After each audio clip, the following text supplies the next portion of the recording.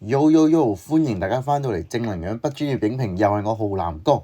上次咧就同大家去咗夜總會睇咗一套《夜王》，今日就同大家睇另外一套嘅賀歲片，就係由鐘雪、伊藤、金燕玲、李尚正、楊思敏、蝦頭等等主演嘅《金多寶》。喂，攬定你哋嘅零食，斟定你哋嘅汽水，準備好未？我哋又一齊睇戲啦！歡迎你哋翻到嚟正能量不專業影評。又係我唔係姓陳，亦都冇江湖味嘅浩南哥啊！電影開場之前都有預告啦，喂，不如俾少少時間我同你哋講少少嘢啊！我呢個 channel 咧就好任性嘅，基本上就針對住一啲我中意嘅電影，特別係一啲嘅亞洲電影，例如香港、台灣、日本、韓國等等嘅電影，做一啲嘅不專業影評。喂，如果你覺得我呢一條影評啱聽又啱你心水嘅話，不如嗱聲俾個 like， 再撳埋個 subscribe。記得響埋個鐘仔，咁你下個禮拜就可以搶先睇。更加唔介意嘅話，喺樓下留言區留個 comment 俾我越嚟越進步啊！如果咁唔好彩，你覺得我嘅影評唔啱聽，唔啱你心水嘅話，撳翻上一頁離開得噶啦，唔使屌噶。不過如果你要屌嘅話，你隨便屌啦，唔怕你係 hater，最怕你係一個鳩 upper 啫。嗱，咁不過循例咧都要講聲嘅，我嘅影評咧唔多唔少咧都會有啲劇透嘅。如果你唔想俾人劇透嘅話咧，建議你去睇咗套戲先翻嚟聽我嘅影評，咁就萬無一失啦。我條影評咧就一定喺度等你嘅，但係你想睇嗰套戲咧，可能隔幾日咧就落咗話同你講拜拜噶啦。所以建議你睇咗套戲先翻嚟聽我嘅影評啦。如果你怕俾人劇透嘅話，好，事不宜遲啦，都係唔好聽我廢噏咁多啦，我哋即刻進入影評嘅部分啦。劇情咧主要圍繞住一個忘記物六合所引發嘅蝦碌事件，但係實際上佢深刻咁樣探討咗家人之間嘅親情修補。金多寶嘅電影係講述由金燕玲飾演嘅金梅替，向由鐘雪瑩飾演嘅孫女林天晴委託10年如一日咁樣用同一組幸運數字投注六合彩，但係呢一組嘅號碼喺新春金多寶嘅六合彩之中呢，開出咗高達8888萬嘅頭獎，但好可惜天晴今次因為一啲嘅事故而冇落到注。你中咗六合彩頭獎？我中到8000萬啊！你冇買到？你講真嘅？為咗唔令到家人失望，佢決定向片場同事由伊藤呂爵安飾演嘅黎祖謙求助，將拍攝用嘅別墅變成獎金嘅來源。我好想爭取佢仲記得嘅時間，見到我哋一家人一團和氣。所以咧，大家又度條屎橋啊，睇下點先可以平平地買嘅。雖然一開始屋企人嘅關係因為一齊入住而漸漸改善，而家一齊住一間房，天嚟一間房，好啊！我哋一齊住。天晴，點解流馬尿嘅？好啦，今期你唔係冇買啊嘛？但係因為呢個善意嘅別墅謊言漸漸咁暴露而面臨危機。金多寶呢套電影嘅結構本身就呈現咗非常之強烈嘅戲劇矛盾，涉及多個家庭成員之間嘅秘密同埋矛盾。特別係已經鬧離婚嘅父母，令到故事更加引人入勝。要氹氹先得嘅，如果講得太清楚啊，個頭家好易散㗎咋。喂，冇嘢，連我都就嚟呃埋啦。你想幫我攞金像獎？而金多寶同時亦都承載咗溫情同埋搞笑嘅元素。伊藤嘅角色黎祖謙嘅加入，更加引發咗唔少嘅笑點。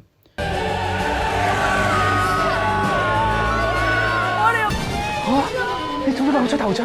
我中到8000萬啊！你冇買到？幕後電影拍攝嘅情節都增添咗非常之多嘅幽默感。金多寶呢套電影充斥住非常之多演技非常之好嘅演員，所以大部分嘅演員表現都非常之出色。金燕玲嘅演技相當之精湛，無論係清醒嘅時候定係病發嘅時候，都能夠牽動觀眾嘅情感。你去邊啊，病家仔？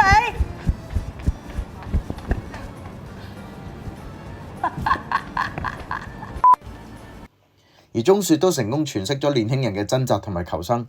天晴，點解流馬尿嘅？好啦，今期六合彩你唔係冇買啊嘛？等我為大家重複一次，分別有20個。我太開心啦！伊藤呂爵安演活咗努力解決問題嘅深情好男人，刻意扮傻扮醜，相反更加嘅討好。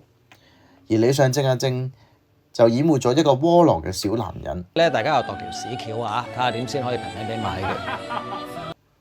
曼聯球迷加的士司機嘅設定非常之有趣。你講真嘅？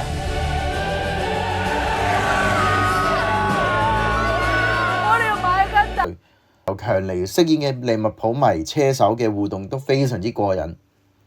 今次蝦頭楊思敏飾演咗一個外剛內柔嘅女拔校花唐文珊。紅酒咁啊！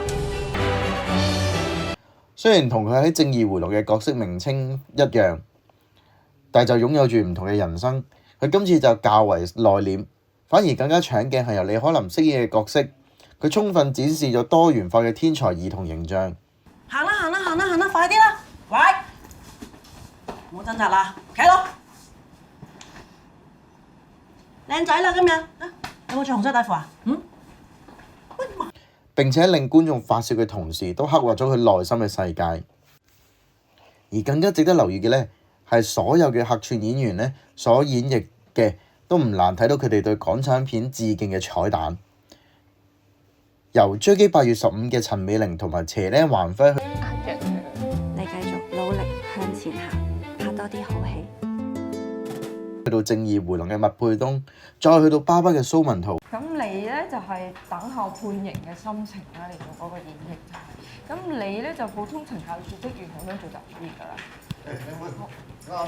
都唔難睇到導演所埋下對港產片致敬嘅小彩蛋。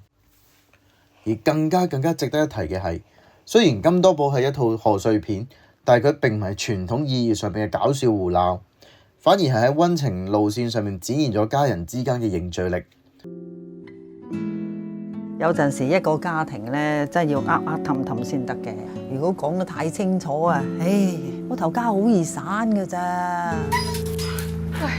電影中所提到嘅腦退化症，亦都引發咗家庭關係嘅深刻思考，令到觀眾感受親情嘅珍貴。喂，老爺，你連我都就嚟呃埋啦，你想幫我攞金像獎？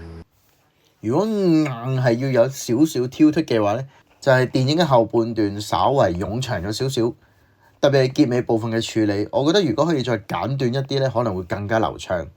當然啦，金多寶最初一出預告嘅時候，已經令到好多嘅人亦聯想到經典嘅喜劇，由董彪同埋沈殿霞肥姐飾嘅《富貴逼人》。但係深入觀看金多寶之後，會發現其實金多寶係一套非常之有內涵嘅作品。導演翁子光唔單止將喜劇元素融入喺電影入邊，更加帶嚟唔少情感上面嘅驚喜。總結嚟講，金多寶我自己覺得係2026年非常之值得睇嘅賀歲片。佢用幽默嘅方式呈現出家庭嘅團結、愛同埋理解，演員們嘅精湛表現同埋真摯嘅情感共鳴，令到呢套電影唔單單係一部嬉鬧嘅喜劇，更加係一部溫暖人心嘅作品。而我自己咧都想同未入場嘅觀眾講，記住你入場睇嘅時候，準備好2包紙巾，因為我包保你一定係笑住開場之後喊住離場。好，今日時間差唔多啦。今次金多寶喺正能量不專業影評裏邊得到嘅星星推薦值係有。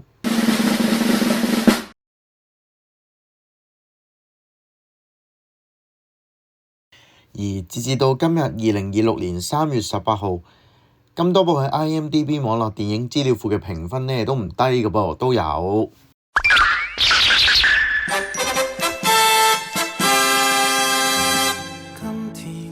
雖然呢，我知道新年嘅檔期已經漸離我哋而去啦，迎接我哋嘅已經係復活節嘅檔期啦。但係呢，不得不講呢，金多寶後勁凌厲啊！雖然一開始開局嘅票房唔係話好精湛，但係越後靠住口碑嘅發酵之下呢，成績越嚟越好啊！所以呢，今時今日啊，金多寶都未落畫嘅，所以仲未入場嘅觀眾記得入場支持金多寶啊！我相信喺情感上面都會帶俾好多嘅驚喜俾你哋嘅。咁好啦噃，我哋下套電影再見啦，拜拜。